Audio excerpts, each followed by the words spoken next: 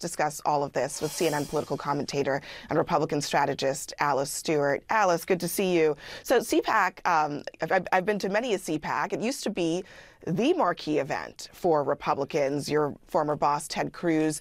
But when the biggest names in the upcoming election, in particular, someone like, Ron DeSantis decides to skip it, I mean, is that a sign that it's just lost its juice? It's certainly a sign that many people realize that their time is better served elsewhere. And look, all of my former bosses that ran for president spoke at CPAC because over the years, it has been the place to go to get your message out and raise your name ID and increase awareness to the grassroots of the Republican Party. And now what we're seeing is many of those that are potentially running in 2024 have decided instead of going to CPAC, they're going to the Club for Growth event down in Florida. And look, CPAC is about awareness.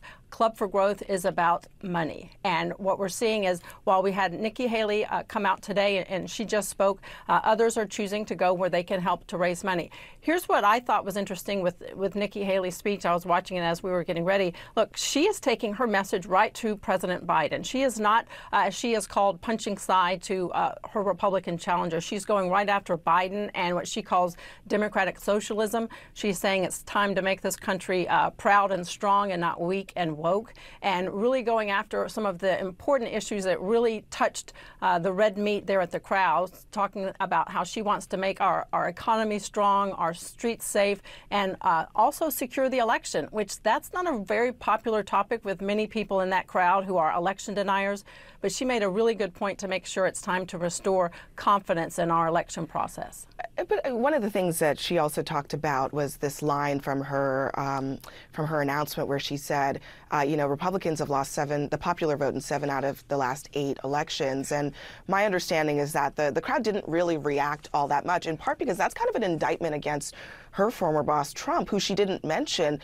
Do you really think that there is a good reason for Nikki Haley to address this particular crowd that seems to be veering much farther to the right and to Trump's column than she wants to position herself? That, Abby, is going to be a consistent message from her, from what her team has told me. And it's important because this is a message that the entire Republican Party needs to listen to.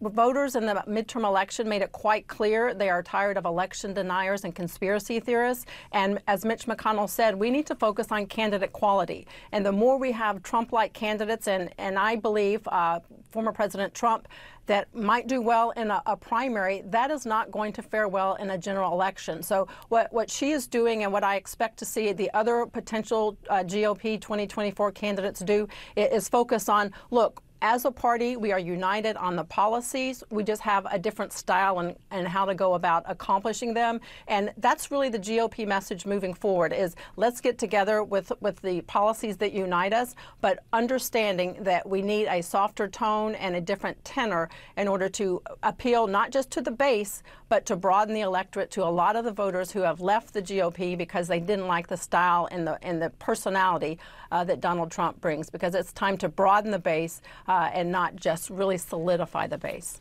All right, well, we'll see how that turns out, especially tomorrow, Trump's speech, and notably DeSantis is not there. And Trump is actually, as you pointed out, not even invited to the Club for Growth, conference over the weekend, which says quite a lot about what's happening in the party. Alice Stewart, thank you very much for all of that. Thanks, Abby.